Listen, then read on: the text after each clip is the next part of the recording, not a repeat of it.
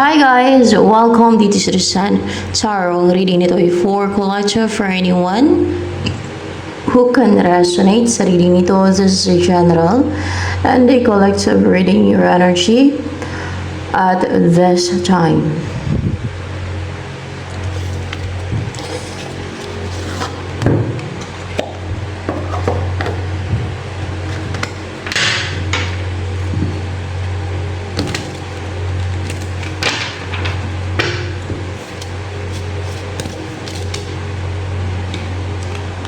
Strength, you are strong, may inner strength ka, may inner stillness, you are brave, and majestic yung personality mo, and ano pa,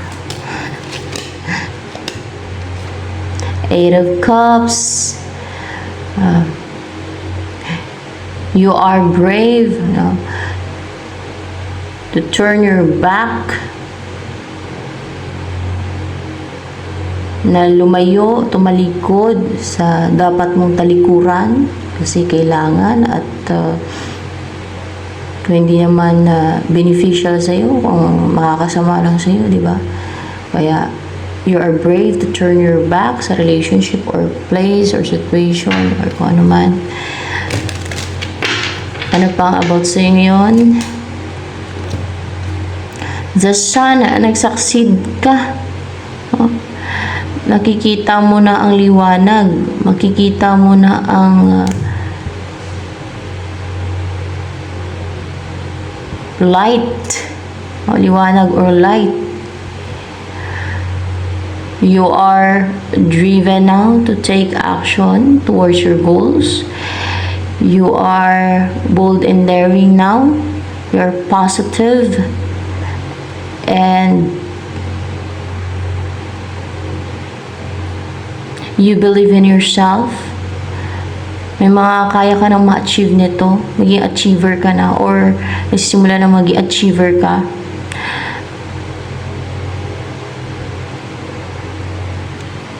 You are successful or magsasucceed ka pa lang. Pwede din magsasucceed ka pa lang.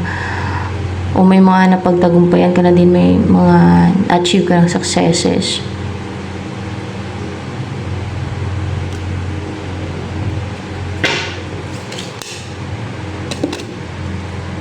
Two of Pentacles in reverse. Hindi ka na din mapajuggling pa o yung parang matingga, yung parang unable to decide or nahirapan magdesisyon o gumawa ng action. Yung parang napapajuggling o parang minamanipulate yung isipan para wala kang magawa ba? Wala kang magawa sa buong araw. Mga ganun ba? Na konti lang magawa mo sa buong araw instead nag-juggling ka. So, nakarecover ka na from being confused or yung nag-juggling ka. Yan. Parang naku-confuse ko din ito kung ano yung gagawin mo, kung tama ba o mali yung gagawin mo. Parang nasayang na yung oras mo, panahon mo na wala kang nagawa dahil sa nahirapan kang mag-desisyon o hindi ka makagawa ng desisyon. Yung parang gano'n na nalilito ka din yan pagka ganyan. Recover ka na from that. And sino ang mag-pursue sa'yo? Nagagawa ng enemy yan. Yung mga ganyan. Nagagawa ng enemy mo to. Yung na-juggling ka. Nagagawa ng enemy mo yan. Na na-unite sa'yo. Yung sinent nila sa'yo. Yung ginawa nila sa'yo. Kaya na-juggling ka. Knight of Wands.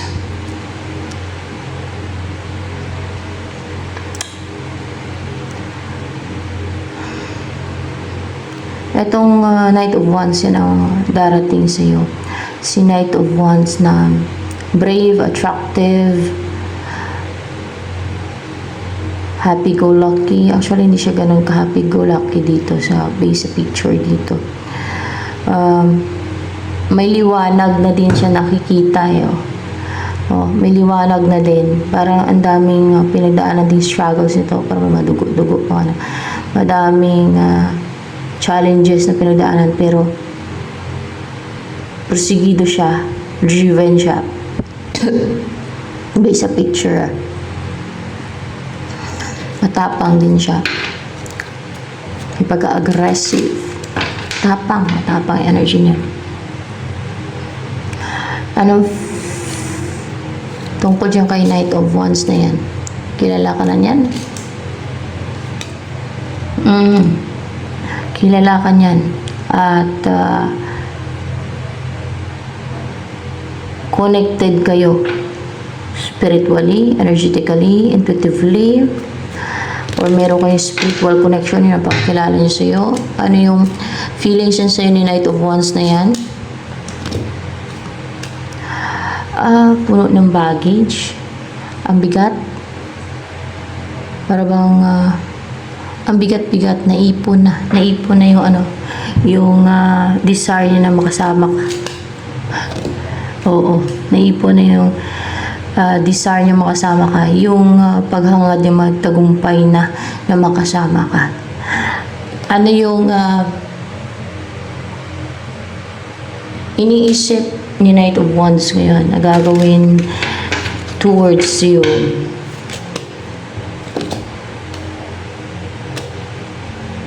Son of Cups in reverse and Page of Cups.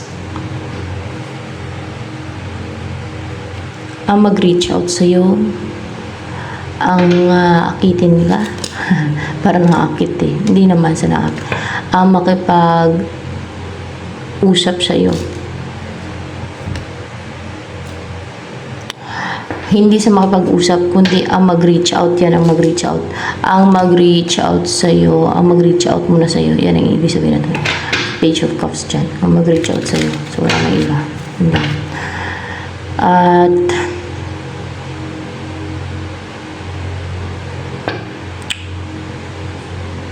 meron siyang gustong sirain na pamilya. Buwagin. O maging unhappy na pamilya.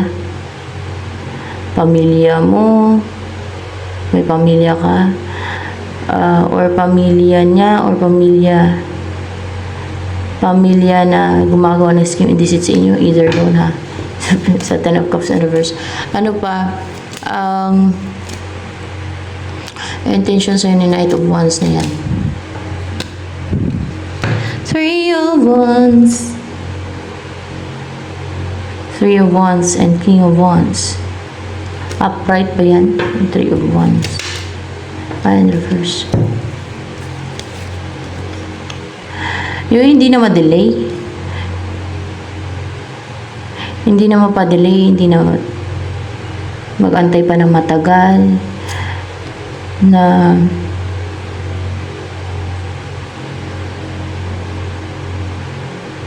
hindi na mag-succeed yung mga nagpapa-delay na ma-unite kayo.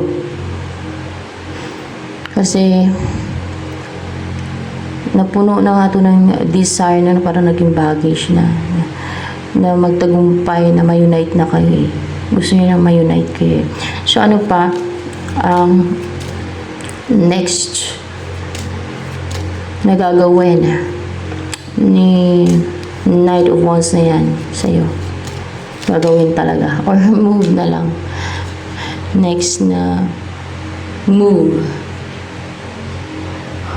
upright na yung Five of Cups. Yeah.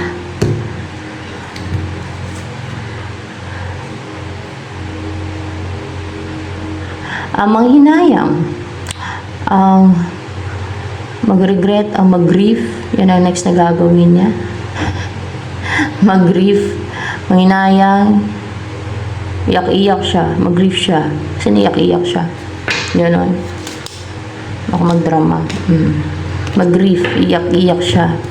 Tapos, makipag-reunite sa'yo kasi mayroong Three of Cups dito. Kasi, naka-experience niyo mag-grief. Emote-emote muna, tapos makipag-reunite sa'yo. Mag-reach out na. Yan. Anong gusto sabihin sa'yo ni Knight of Wands?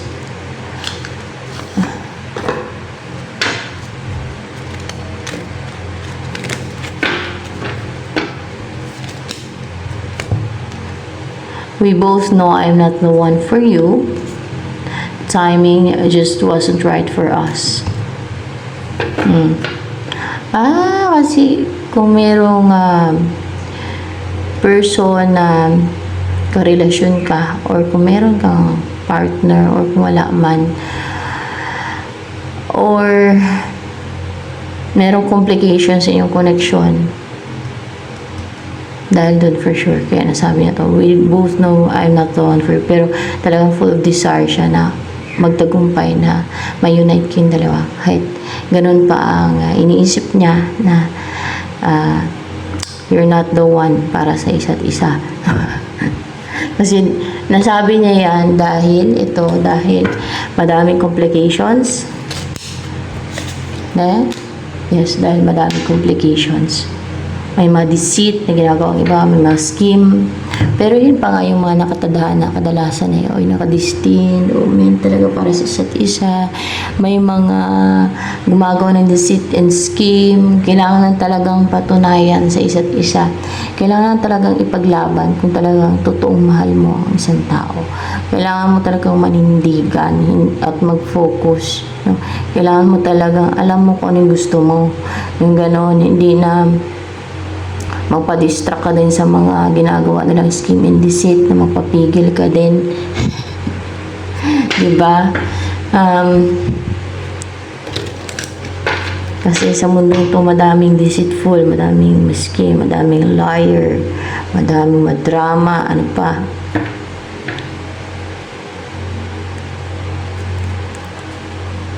Madaming evil. Madaming selfish. Ano pa, hindi ko nabanggit. Madaming sakim. Madaming gahaman. Yun ang realidad sa mundong to.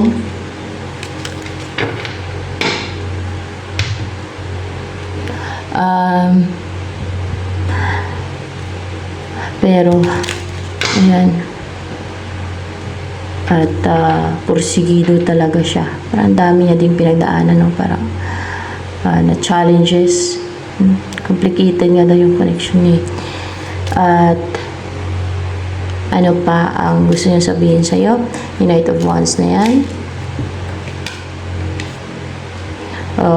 Talaga namumroblema siya. Napuno nga siya ng baggage. Kakaisip sa'yo.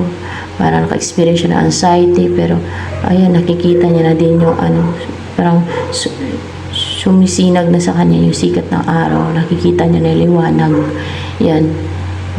Parang magkakaroon ng pag-asa yan. Pagkaganyan. Ito doon na-experience na Nine of Swords. May nakatake sa isip niya.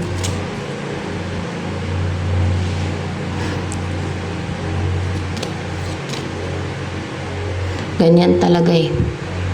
Dito sa mundong to eh. Pero tingnan niyo yung mga nagbenta ng kaluluwa like Katy Perry. Pero kahit pa nga, nagbenta ng kaluluwa kay Satanas, tingnan niyo. At naghiwalay din sila ng karelasyon niya. No, yung una niya karelasyon, may complicated pa rin, no?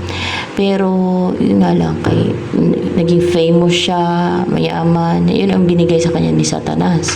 Sa silent devil, ibigay sa yung pag nagbenta ka ng kaluluwa, no?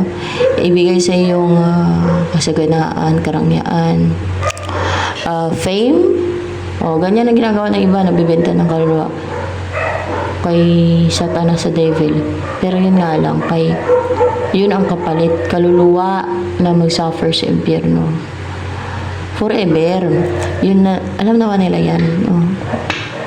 Pero, yun ang kanilang pinili. Ganun talaga. Dahil siguro sa hirap ng buhay, kaya ganun nagawa nila yun. Dahil gusto nila sumikat, no? Kaya ganun. Doon pa lang, pag nasa side ng devil, hindi ka kasi atakin ng devil eh. Pero pag sa side ka ng God, yun, atakin ka ng devil at ang mga evil. Paginitan ka ng mga evil. Kasi nasa side ka ng God eh. Ano ba itong mundong to? Kaya ang mundong to ay ang daming evil dito. Konti lang ang dito. Ang tingin ko, konti lang ang mapili. I think. Ang nasa side ng God. Lahat karamihan ay may sinasamba. Karamihan ay They act na makajus sila, pero yung gawa nila, pinapairal na selfishness, pagiggahaman, greedy, sakim, ano pa, evil, hindi makatwiran. See?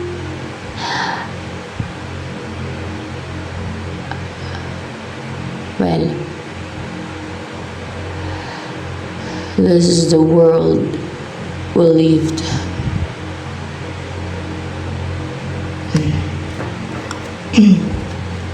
So, ano yung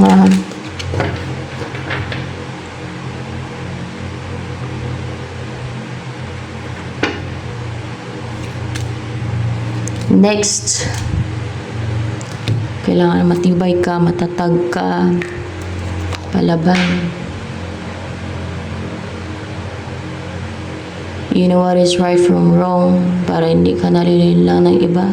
Minsan nga, kahit alam mo pa yung tama sa mali, talagang mapangmanipula yung iba.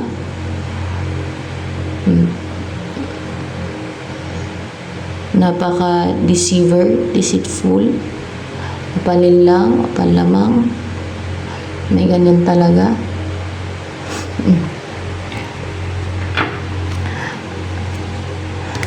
Kaya ganyan ang experience sa person mo, and maliban din sa mga na-experience mo sa buhay mo.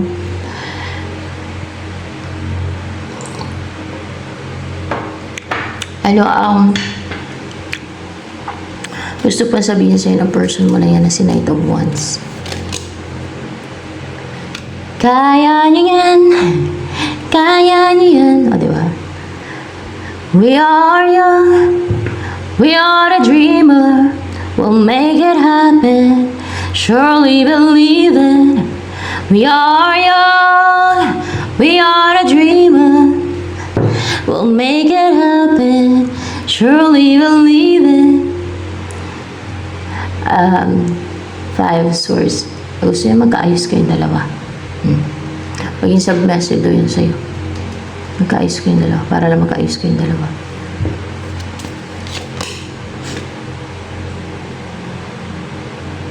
Ace of Pentacles. Upright ba yung Ace of Pentacles? Upright to.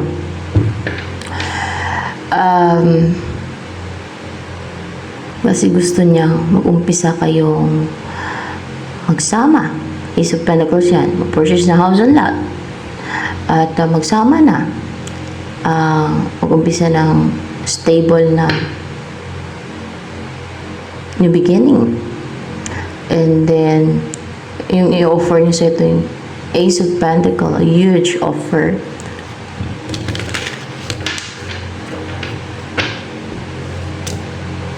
Ano yung feelings pa sa'yo ni Knight of Wands na yun ngayon? Nararamdaman niya. Ganon. Hindi niya na nire-restrict yung sarili niya. Hindi niya na kinukontrol yung damdamin niya. I mean, kung ano yung naramdaman niya, hindi niya na kinukontrol, hindi niya na pinapigilan. So, ano pa? Yung iniisip niya ngayong gawin. Pag nalaman ng enemy niya, nagkaaway, atakin nila yung si person mo, gagawa na ngayon sila ng scheme and deceit, o kaya kahit mga devil, no, na parang nakaka-recover or nakakita na ng liwanag si person mo, pag-asa, hope, maliwanag, hindi ka din. Kasi nga, sa mundong to, there is good and evil. Knight of Swords, at so sad to say na madaming evil at sa society sa taas, kaya di ba ang daming nasa path na papunta sa impyerno dumadaan. Very few daw sabi ni Jesus Christ yung nakakasumpong na dahil papunta sa langit, kasi makitid yun, no? Kailangan disiplina sarili, maging righteous. Yung path papunta sa impyerno, maluwag yun. Yun ay ibig sabihin na maluwag doon. Yung iba, hindi nila alam yung kung ano talaga yung ibig sabihin na maluwag yun. Yun na yung malaya sila na ginagawa nila, na wala silang disiplina sa sarili nila. Malaya sila mag-deceive, gumawa ng evil, kasamaan, injustice, hindi makatwiran, mga ganyan na gawain nila. Yan na yung path doon. Papunta sa impyerno. Pinapairal na yung inggit nila, paging gahaman, paging sakim. Mga ganun ba? Sakiman na yung umiiral sa kanila. Mga ganyan. Knight of Swords. Ayan, at porsigido tong person mo na to. Porsigido siya sa kabila ng mga challenges, sa kabila ng mga complications. Ayan, porsigido talaga siya. Buo yung loob niya. Klaro sa isipan niya kung ano talaga yung gusto niya. Napuno na nga ito eh. Napuno na siya. Parang baggage sa desire niya na makasama ka, na magtagumpay, na ma-unite yung dalawa.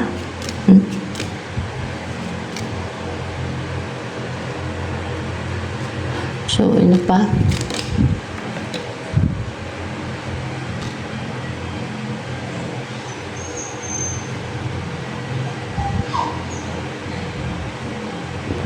Seven of Pentacles. In reverse.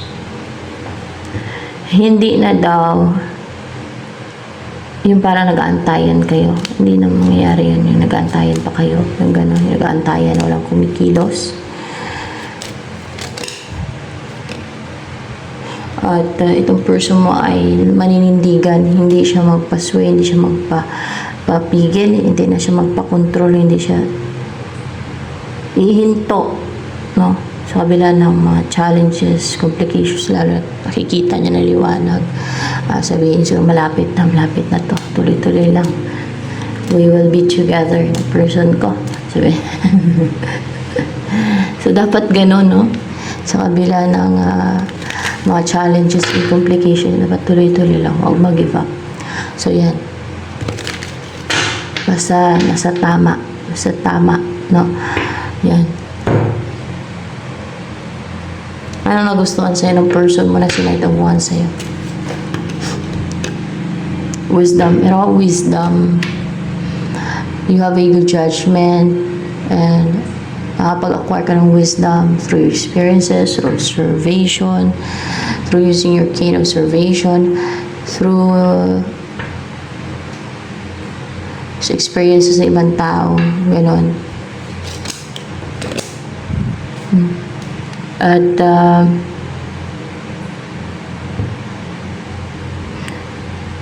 alam mo kung ano yung gusto mo. Hindi ka nahirapan mamili.